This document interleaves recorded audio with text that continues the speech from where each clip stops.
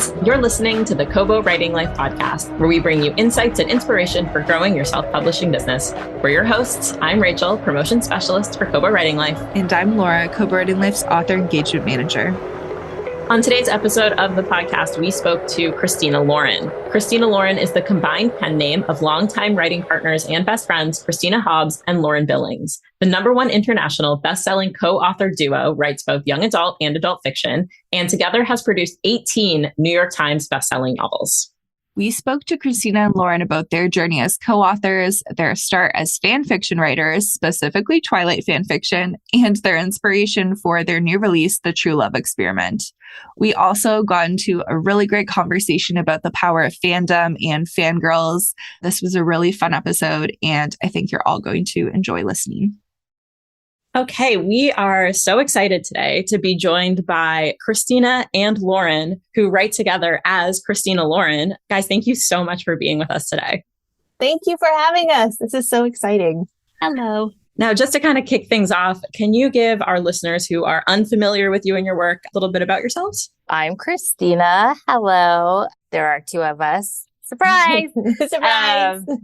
I live in Utah. Lo lives in Orange County, California. We have been writing together since 2010. Nine. We have 18 New York Times bestsellers. Our 29th book comes out called The True Love Experiment, comes out May 16th. And we are so happy to be here. Thank you for having us. Oh, it is extremely our pleasure. We were so excited when you guys agreed to come hang out with us for a little bit. So as you mentioned, you have been writing together for a while. Would you be able to kind of give us a little bit of insight as to how you both started your writing journey as individuals and how you came together to write together? Absolutely. So this is Lauren. I have a little bit of a cold, so I'm sorry I sound a little stuffed up. But we, like Christina said, we met in 2009, and we actually met at San Diego Comic-Con because we were both writing fan fiction online at the time. And we were writing in the Twilight fandom. And so we met because we were reading each other's stories. And it was sort of love at first sight when we met in person. She had a really big story online at the time that a bunch of people were reading. I mean, like millions of hits. And I have a really good friend in programming at Comic-Con, and he said, I know you're really into fanfic. Would you want to do a fan fiction panel? And I was like, heck yes. So I invited Christina and a number of other bigger fan fiction authors out to have a discussion on fan fiction and fan art and fan works. It was really fun. And after that, we decided that we wanted to try and write a little one shot together. So for people who don't know fan fiction, that's kind of like just doing a little chapter, a little outtake of a story together. And it was really good. It was like the super easy collaboration, and we really liked each other's styles. And so, of course, we thought like the next obvious step is just like jump in and write a book together. I mean, we had known each other for a month and a half when we decided to write a book together. And I think like I really attribute a lot of our current success to our past naivete because like we just didn't know what we were in for. And I think had we known, we might not have just done all of that. But we thought like, well, we can do this. Like, why not try? And yeah, so that's when we started writing together. Okay, I love this. As somebody who has delved deeply into the world of fan fiction, as a reader, not a writer. How was that jump, though, going from writing in somebody else's universe into creating your own? So the thing about fan fiction, and I think this is why it works so well for us and perhaps has not for some of our other friends who have tried to do it, is that we didn't have like writing careers before. We were just writing for fun. And fandom is so collaborative that everybody just sort of like does everything to like get the thing done. And so, we were sort of like silly. We were both writing like my story was more like sexy, smutty, funny. Lowe's was more like heart clenchy, angsty, just gorgeous. And so we had sort of like different stories going, but we were going to come together to write this one shot. Because in fandom, there'll be like these little, I guess we call them contests, but like, what do you win? So like there'll be a theme and then everybody writes it. And we wrote this like super like a ridiculous prompt, but it ended up being this like really great, fun, interesting lovely story. So we had so much fun that we were like, let's write a book together. And so because we thought we were going to be like serious writers and people tended to think that fanfic was not serious, we thought we needed to be serious. So we like started plotting and outlining this like very angsty, kind of depressing book about this man who like loses his wife and it just wasn't a couple chapters and it just was not very fun. So we were like, what do we do? And as soon as we started writing something that was kind of like swoony and about skinny dipping and kissing and all the things, we were reading a lot of like YA paranormal at the time that felt more like that. It suddenly was so fun, like just so fun. Very different from writing a book or writing fic, obviously, because, when you write a chapter of fic, you post it and you get instant feedback. But this is sort of similar because, I was writing for Lo, she was writing for me. So it's so exciting to like get her chapters and see what she's done and everything. So similar, but also, very different. We didn't realize, I don't think at the time, how hard it would be to query. And, when anybody was querying, you think as soon as you get your agent, like, that's it. Whew, I did it. It's easy straight from here on out, not realizing that, you still have to go on submission. You see, you still have, it's like you finish one step only to find another step. So we were just like so lucky to have each other to go through. I totally understand why sometimes writers are a little nuts because it's a very hard, stressful process. So you mentioned that your writing is kind of more of like the steamy, the rom-com, whereas Lauren's is more of like the heartfelt. How does that work for your co-writing process? Because you guys have so many books, but how has that process kind of changed over the years? And do you write certain kinds of scenes because your writing kind of gears more that way? Or how does that work? I don't think actually that style has followed us outside of fandom as much, because one of the reasons my stories were so angsty was because that was sort of like how I read a lot of like Edward and Bella's stuff. They were just so intense about each other. So I really think it was more pulling from the voice of the canon. But I mean, we both write comedy now. Like I write just as much comedy as she does. And so I think in a lot of ways, like our voices are very complementary and we can write similar styles of stuff and play off each other. And so that's kind of how it works. But, we've really had to learn how to sound like each other and how to sound cohesive, because one of the reasons why we chose the name Christina Lauren versus Christina Hobbs and Lauren Billings as a pen name on books is we personally did not ever pick up books that were co-written, because we both had a couple experiences where we would read one and it felt very disjointed. And so we didn't want readers to go into it thinking, oh, this isn't going to be a cohesive book because it's written by two people. So we sort of very carefully created this voice together where it feels like even though there's two of us, it's written by one person. And so that aspect of it has taken a lot of work, where over time we've had to sort of figure out, what does Christina Lauren sound like versus what does Christina sound like and what does Lauren sound like. And when it comes down to like the physical writing process, how do you guys tackle a book? Is it chapter by chapter or is the entire thing collaborative? It's different for every book depending on what we have. This year has been bananas. We always outline together. It's just more fun and just, something magic happens when we're in the same room talking about, what's going to happen. Ideally, we would draft with alternating chapters, whether that be, a different point of view or just chapters or however it goes. But sometimes it's just, you just have to divide and conquer. And so somebody will draft while somebody works on something else. So right now, Lo is drafting and then I'm coming in behind her and we'll do when the revisions for the thing that we just finished come in, I'll work on those so she can focus on drafting. But it just depends on what's going on. Our lives change with every book. So it's kind of a superpower to have two of us. Mm-hmm. I don't think we could have done that early on, actually. When I'm hearing you talk about how our process really has shifted over time, I don't think in our first 5 or 10 books, we could have had one of us write and the other edit, because we would never have found that common voice, you know? I agree. Whereas I think now we can do that because we basically both know how our books sound. And so whether it's you drafting or me drafting, we know what the book is going to be. And then it's kind of like we have two brains working on one thing, if that makes sense. So that's something we've really worked hard on, I think. I love that you called it a superpower you're writing together, because it really kind of has to be together for this long and have it be working so well. Does the process change at all depending on, like, I guess, if you're writing standalone romance or a series, or if you're doing YA, does that affect it at all? I mean, we haven't written YA. So autobiography was our last one that came out September of 2017.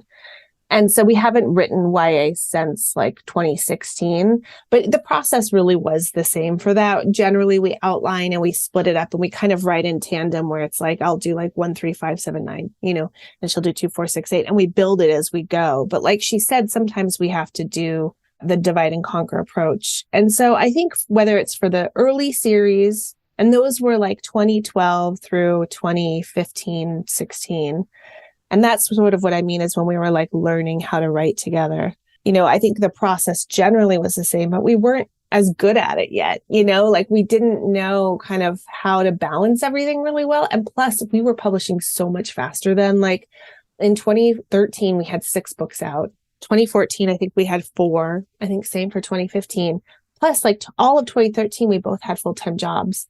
So it really took us like a good 5, 6 years to learn how to balance the workload and how to say no and how to only take on the things that we really knew we could slay, you know? And so I think we're at a really good place now. We kind of have found this groove. We're in a groove. I mean, as soon as I've said that now, it's all going to fall apart. And so everybody knock on wood. Also, Lo, we were just together in New York last week. And one of the things we were saying is like, we both have things that we're better at. And also the Christina Lauren thing is like so much bigger. There's so much stuff going on. And so if one person's doing one thing, then the other person just automatically does something else. And I think that's taken us a while to like figure out. Now, obviously, this collaboration and finding your groove has taken time and it's taken work. And I imagine a little bit of trial and error.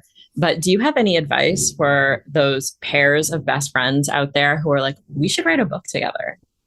Yeah, I mean, I think one of the things that worked really well for Christina and I is sort of hard to replicate, which is that we didn't know each other that well when we started writing. And so the collaboration and the friendship grew together, and we learned how to be friends and business partners at the same time. And I think one of the things that can be tricky for friends who want to write together is, as Christina and I know, you're going to have different strengths.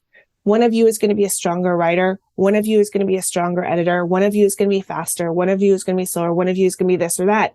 And so navigating those differences and not having the ego issues, I think we've been really lucky that we haven't had a lot of that, because we've sort of learned how to be writers together. So first of all, if you do want to write with a friend, I totally recommend it because it's really great. Writing can be very isolating, and it's a weird combination of like insecurity and ego to like write something, be like, people will want to read this thing that I want to say. And so you have to be confident, but it's also sort of a vulnerable place to send that out. So first of all, find somebody that you can trust to share your early messy words with, because it rarely comes out perfectly the first time unless you're like Kate Claiborne. But, you know, find somebody that you can trust, find somebody that will, you know, give you the feedback the way that you need to hear it. Some people like a compliment sandwich. Some people like feedback to be really brutal and kind of just give it to me straight. So, you know, that's another piece of trust. And then decide like what everybody is going to do. Are you going to write it together? Is one person going to write and the other person going to edit? You know, for us, that process really grew organically. And again, like I said, it's because we just were sort of dummies back in the day. We didn't know how serious this thing was that we were starting. We just wanted to write. So in some ways, I almost want to recommend to people, like, just don't Google that much, just do it, you know, because the more you look into the industry, the more daunting I think it can feel. And if you want to write a book, just write the book. Don't let the internet tell you how to write a book. Yeah. Also, it's got to be somebody you trust because we are literally in every aspect of each other's lives. And maybe ours, I think ours might be a little different because, like Lo said, our friendship grew along with it. And so our friendship is equally as important to us as Christina Lauren.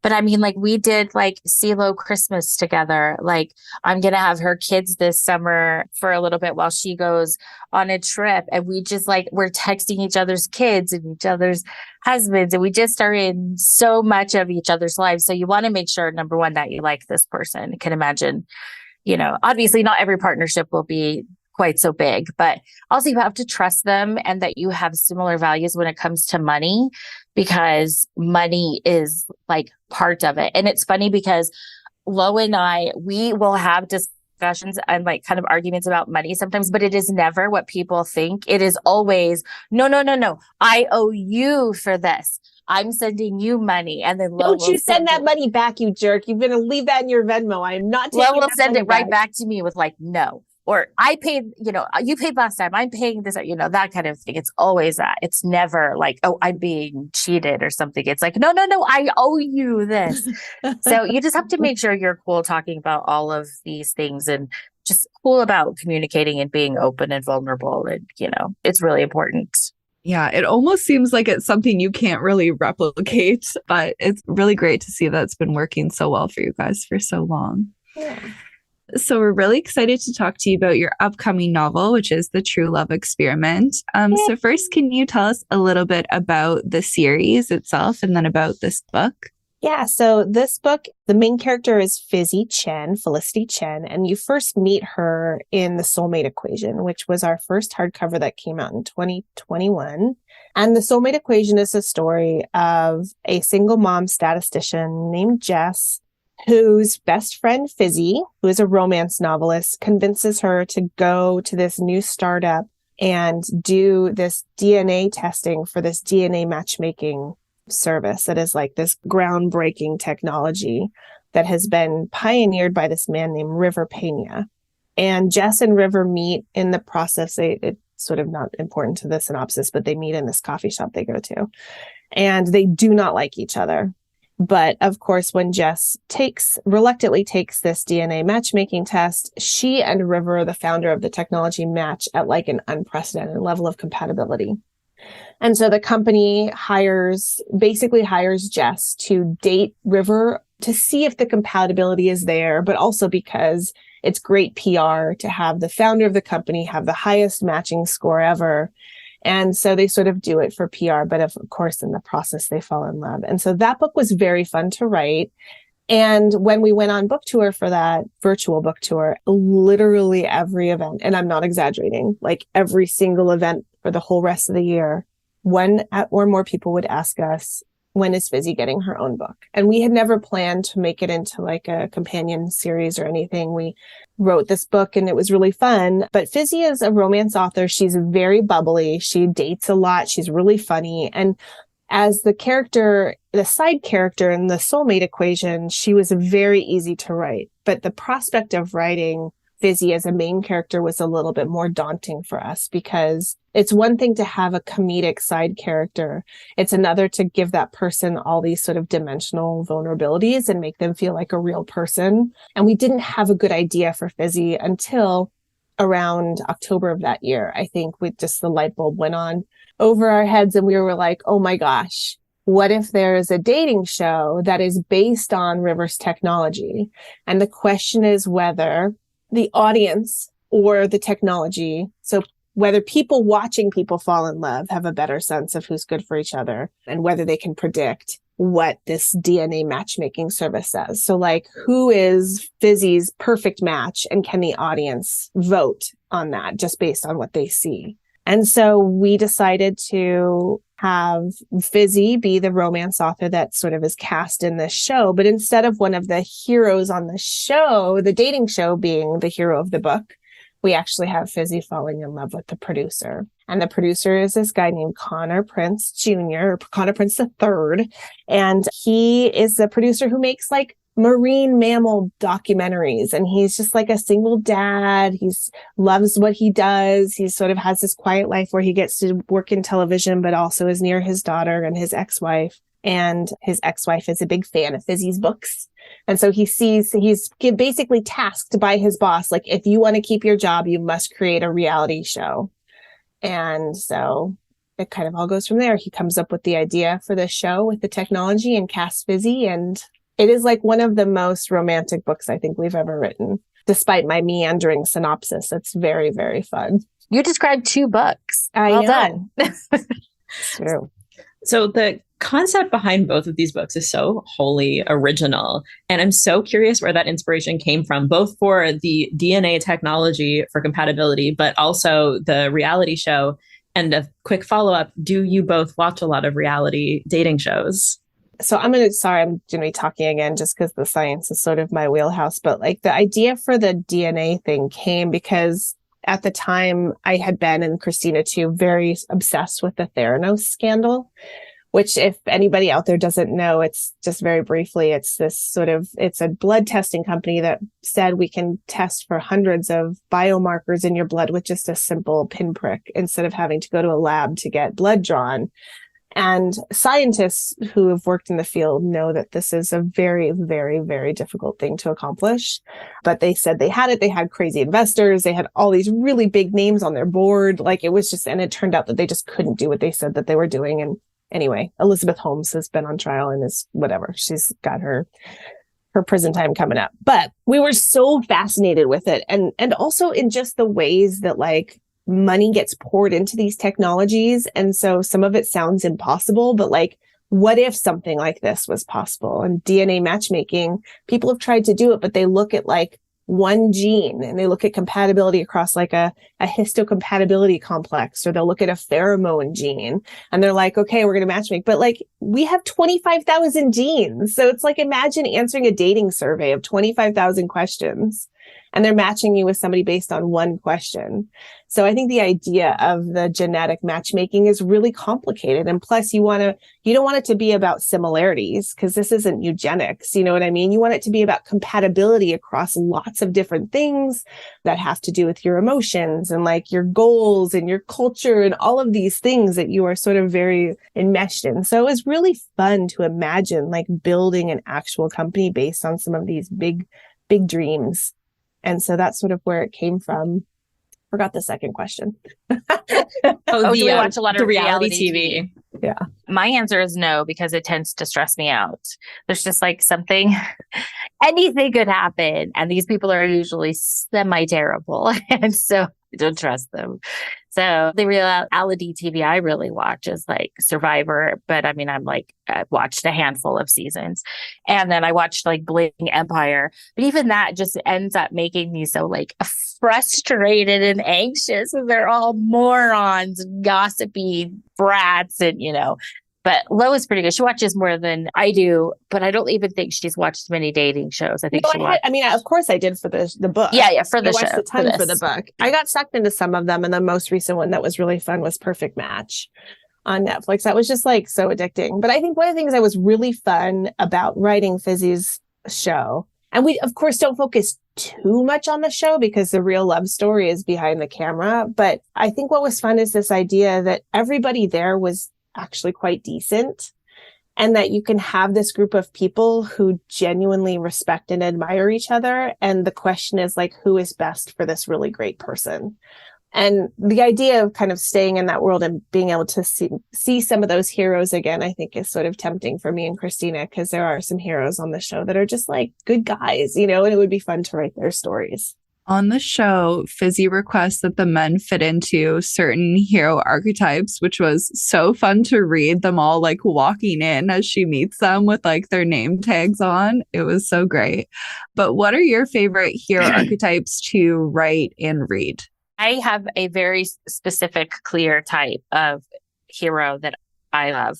And it is the sort of, I guess I would say cinnamon roll-ish, because I am more the like beta male, the one that like what he wants is what is best for her, to have a happy life, to be successful of these things.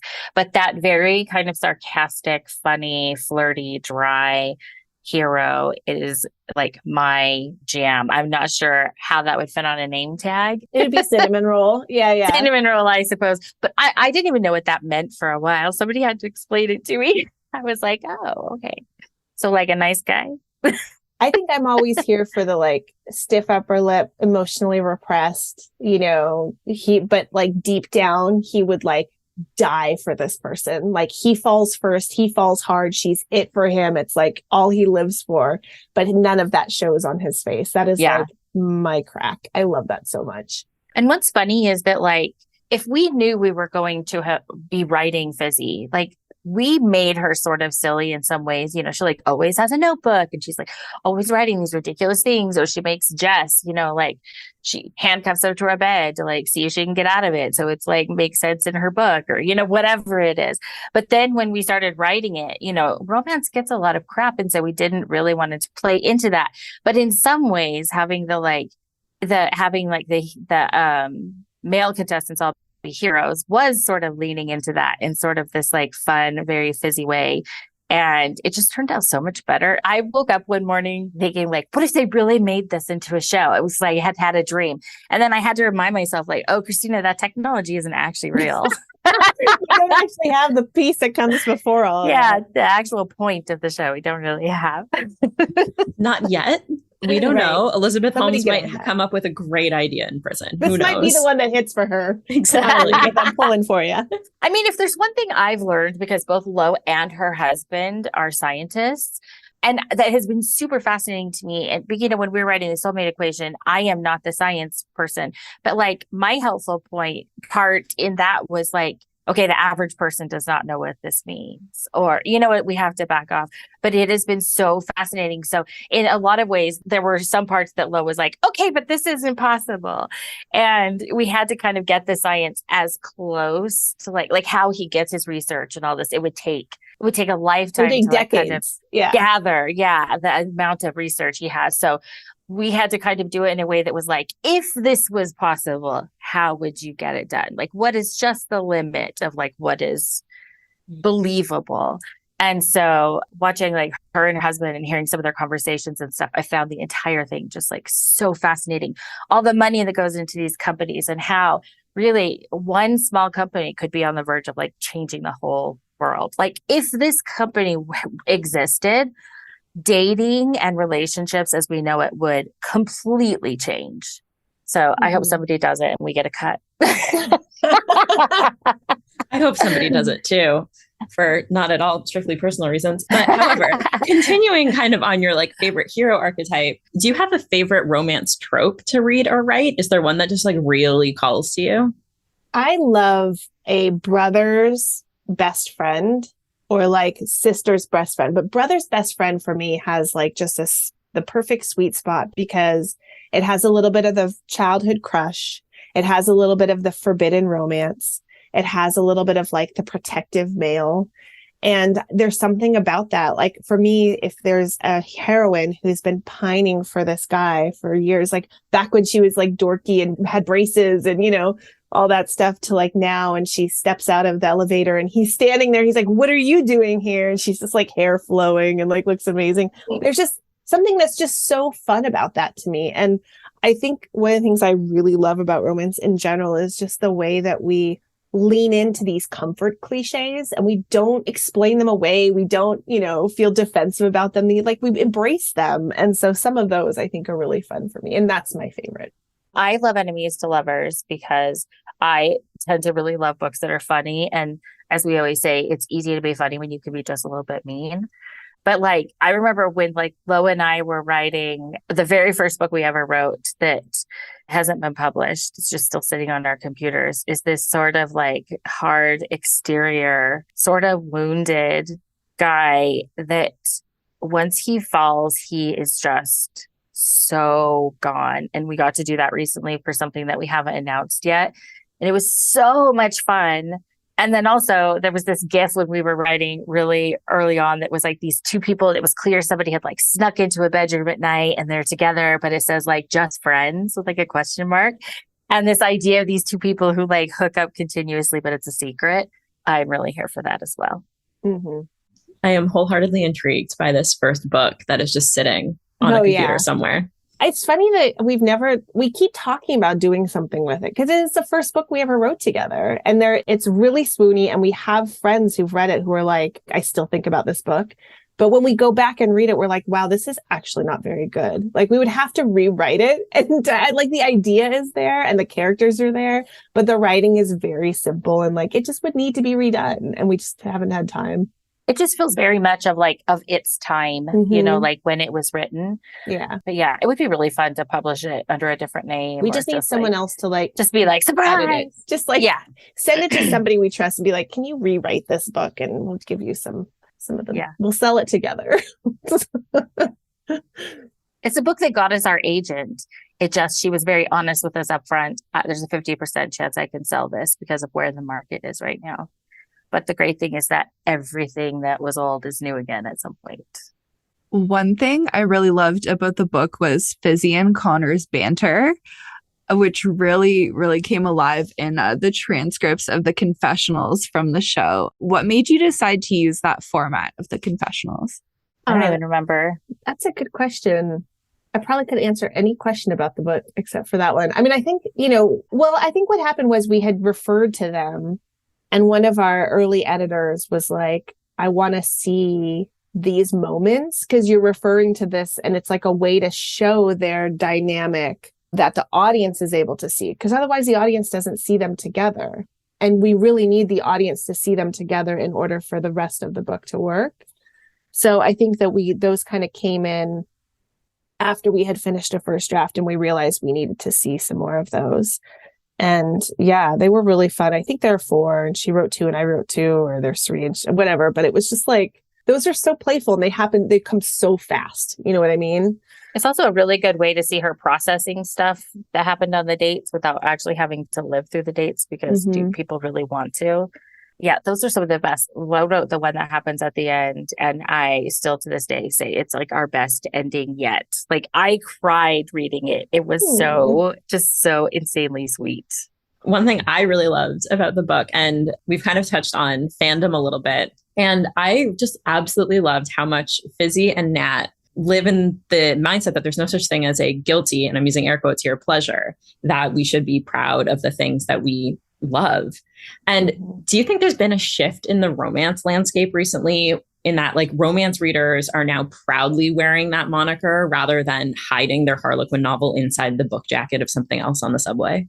I think so. I mean, I think with anything, it's 2 steps forward, 1 step back. And, when we first started publishing back in 2013, our first book came out. And I remember so clearly, I was at one of my son's soccer games and one of the other moms had recently found out that I published. And so she leaned over and told her mother-in-law, she's like, Lauren recently published a romance novel.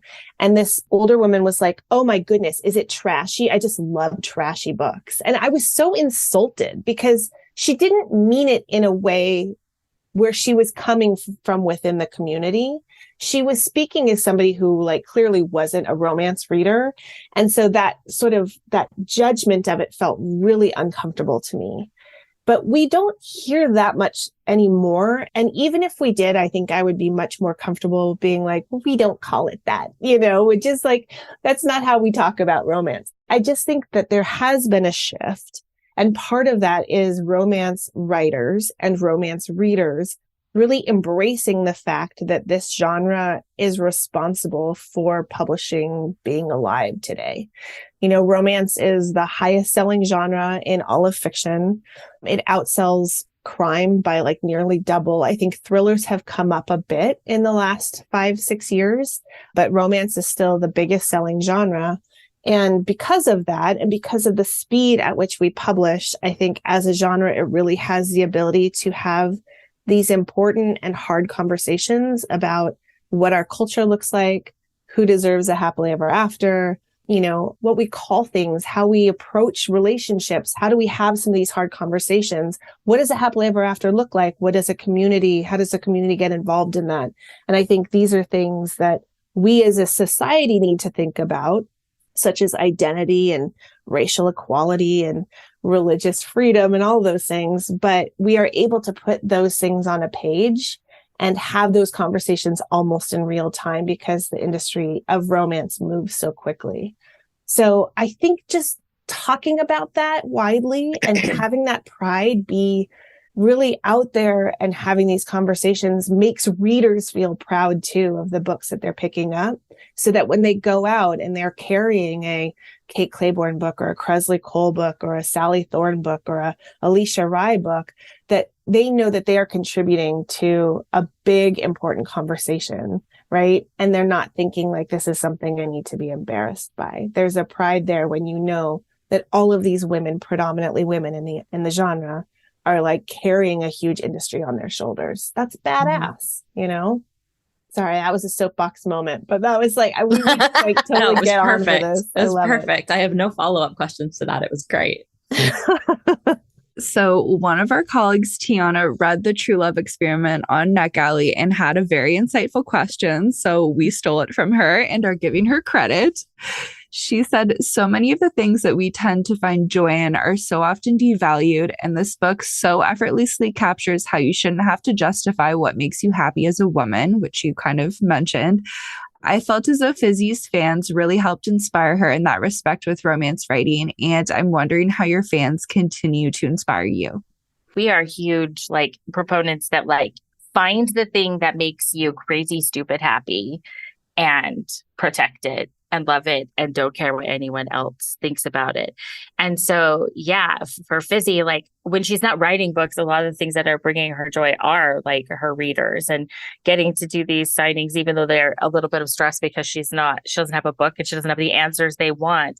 But seeing them and seeing their reactions to her books are kind of the things that like give her joy and kind of keep her going.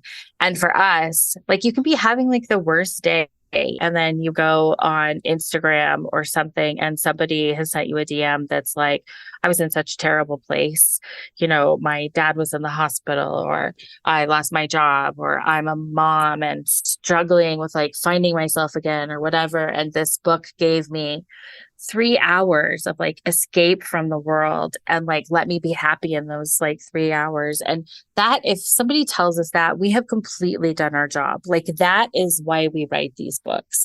And so seeing people like, especially TikTok, because TikTok is like a completely new thing where we get to see people like, you know, there's always been like BookTube and Instagram and stuff, but BookTok has sort of changed that, where suddenly you're just seeing people reading these books in like real time and having a reaction and actually like changing the market with it. And I think that's sort of powerful that predominantly it's like girls doing this and changing like an entire industry. So getting to see all of that has been crazy, especially when you think about like how publishing was like 10 years ago. When we first started, it was like Twitter and reviews, and that's like pretty much all we saw. And so I feel like now we have such access to our readers and they have such access to us that it just is, it's so crazy. Like right now we're organizing our tour and we're like organizing a way. We did it last year. We're doing it again for like readers who don't want to go to events alone, to like find each other and like make a new friend and go together. And like Fizzy would 1000% be here for that. She would just love it. So yeah, it's been really, really great. And I think one of the things I love the most is when a reader comes up to us at a signing and they're like, I got a tattoo of this line from your book. And I'm like, I have a tattoo from a line from a book too. And it's like, we're the same, you know, we are all just fangirls. We're just fangirls for different things. So when people come up and they're like, this happens not just at our signings, it happens at any author signings where a reader will come up and feel overcome and they'll cry.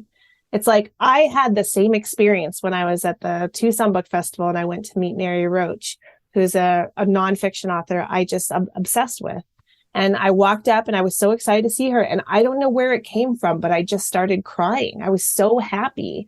And so I think when I see people having the same reactions that I have, and they see me understanding their reaction, there's this moment where it's like, we are the same. Like, I am feeding something that you need, but you are also giving me something I need, which is to see your joy from my book. And so it's such a symbiotic relationship. I don't know, like, I really missed seeing readers in person during the pandemic. That's just such an important relationship. And this might be kind of a big picture question, so I apologize. But you've talked about fangirls and just like how passionate we are as a species, because if there is one driving force in a market, it's fangirls. But do you think that we've made any progress in acknowledging this, or do you think female fandom still kind of remains underfed? I think it's both. I think, like I said, I think everything is 2 steps forward, 1 step back. But I also think in this case, it might be like a parallel progress where it's like 1 step forward and half a step back all the time. Because like the way that we talk about fangirls in the media, I think it changes somewhat. And then there's always that article that comes out that just has those digs, right? So I'm going to use BTS as an example because that is a very huge fandom. We are part of it. It is a group of Korean musicians and dancers, and they are amazing. They're huge worldwide, and they have a gigantic international fandom. Predominantly women, not just women and girls, not just women and girls. There's a lot of male fans as well. But the way that the media writes about their fans can be so condescending. And so I think on the one hand, the world can't help but acknowledge the financial impact of this group of men, right? We see their impact. They've spoken to the UN. They are ambassadors for giant luxury brands. They are a certain percentage of their nation's GDP. Like, this is a band that when they come to your town, you see a boost in the amount of money that is like in that city significantly, right? So there's a financial impact. And I think to the extent that the media sees that and can acknowledge that, there is sort of power given to the fandom from that financial impact. But there's always the dig somewhere buried, or sometimes very like upfront in the article, about these sort of hysterical fangirls, girls crying. You know, they'll show a picture of girls in like all of their merch and stuff with some sort of sneering caption. And it's like, we're never really talking about the guys that have painted their chests blue with a lion on it at a Detroit football game, right? These behaviors are very similar, but somehow when we see it on men, it looks like the way that we sort of see U.S. patriotism sometimes. Like there's this sort of like, loyalty. There's a loyalty there. There's a value in how far I'm willing to go for this thing I love, but we don't give the same value when girls express that kind of love. I mean, all of that, of course, is rooted in the patriarchy, and we're fighting that all the time. But I do think, like, from, a perspective of a person who's been a fan her whole life, it's definitely better than when I was younger, but it still exists, right? I mean, there was an article yesterday I saw tweeted. It was in NPR, and it was written by this woman who was basically like, the thing that people don't realize about fandoms is that, like, I have met people she was BTS Army that have become my best friends. When people say like, oh, internet friends aren't real friends. Like, look at Lo and I. We met in Twilight fandom. We were just talking this morning. There was a picture of half of BTS and Harry Styles, and those are both fandoms that we have been so heavily involved in. And I was like, if somebody was wearing a New Moon shirt in this picture, it would just be like us, like right here. And they have to know when they posted that picture that there is like such crossover of people. It was just going to absolutely make their life. And Lo and I have such close friends, and we are total grown-ups with like professional jobs and stuff who are going across the country to concerts and spending money. I mean, when we were in Vegas when BTS was there, the entire city was purple because that's sort of like BTS's color. They're not doing that for 12-year-olds. You know what I mean? They're not changing all of Vegas and having special meals at, Michelin star restaurants and all of these things. And it's fine if you're 12. That's just as valid. But it was really great to see this article yesterday. This woman who like writes for NPR talking about how fandom and being a fangirl and stuff has brought her joy and changed her life and brought so many people into her life that are there, for long term. And I don't remember being a fangirl when I was in Twilight fandom being quite so accepted. So just like Lo said, it's like forward and then back again. We'll just wait for the back steps, but I'll be happy today that we saw BTS and Harry Styles. Yes. And never underestimate the power of internet friendship. Oh, yeah. Oh, absolutely. Yeah. Some of my best friends are from the supernatural fandom. So just Yay. to put myself on blast. You find your people. Exactly. This is the thing about fandom. It's a safe space because you feel like so passionate about something that you seek out more of it online. And then you find other people who are doing the same thing. So immediately you have a safety. Day one, you have that safety. We are both here searching out this thing that we love. What else do we have in common? Maybe nothing, but sometimes that's enough, you know? Also, those internet fan friends you're so honest. It's like you see somebody you know in real life, they're like, how are you? And you're like, fine. And then you talk to your online friend and you're like, oh my God, you wouldn't even believe this. I'm behind on rent and I have to do this. And my stomach has been doing this thing. And like, you wouldn't say those things. Like your fandom friends like know you. That's so true. And I think with TikTok too, there's this like resurgence in like how open everyone is being about everything. And it's really funny to see that kind of like honesty grow. Mm-hmm. And the other thing I was thinking about fangirls too is people kind of like undersell like how smart these girls are. Like these are people like coding websites, like finding everything they need to know online. Like they're very resourceful and very smart. So yeah, there's definitely something to be said about that as well. I mean Lo especially has a PhD in neuroscience. Yes, exactly. She's not what people imagine as like the typical BTS fan. But this is true for so many fans. I mean, there are people who created a whole Bangtan Academy that's teaching people Korean, you know, and they have a Discord server set up and all of that. There's somebody who's getting her PhD in BTS basically, and is showing like she's created these live maps of people tweeting and talking about BTS to show how the fandom has grown over time. There are people who do have legal aid. They, you know, match the Black Lives Matter contribution in 24 hours. There's all kinds of things that the fandom is doing. It's just super, super organized. It's like, it's something to behold. There's like a bunch of attorneys that are like gathering information and data and stuff from like the Ticketmaster sales that are like going to take it to Congress. Fangirls get it done. Yep. That should be like the title of the episode. Fangirls get it done. There we go. One of the things I wanted to touch on too is we're seeing a lot of adaptations of romance novels lately with like Bridgerton, Virgin River. So we know some of your books have been optioned. Do you have any news to share about that? And can you tell us a bit more about how that process works? Because I feel like a lot of people don't understand like how difficult and challenging it can be. They just see like the news article that says like this is optioned and maybe it doesn't mean anything's going to happen with it eventually. So most of the time it actually doesn't mean anything is going to happen. So, you know, in publishing, when you sell a book to a publisher, 99.9% of the time that book gets written, it gets formatted, it gets released, it goes on shelves.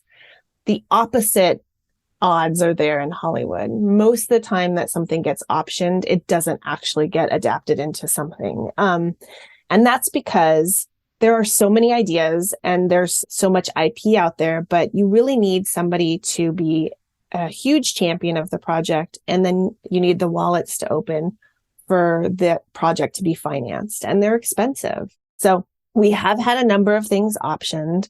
And the farthest along right now is the Honeymooners that has actually been financed. And so we're hoping to have good news about that to share soon. And then Roomies is another one. We actually wrote the screenplay for that. That project was bought by Village Roadshow. And so that is also financed. And then we have a number of other things that are in different stages post-option. So a little bit about how that process works. When we release a book, either before it comes out or after it comes out, we have a film agent who handles all of the interest coming in from studios about that project.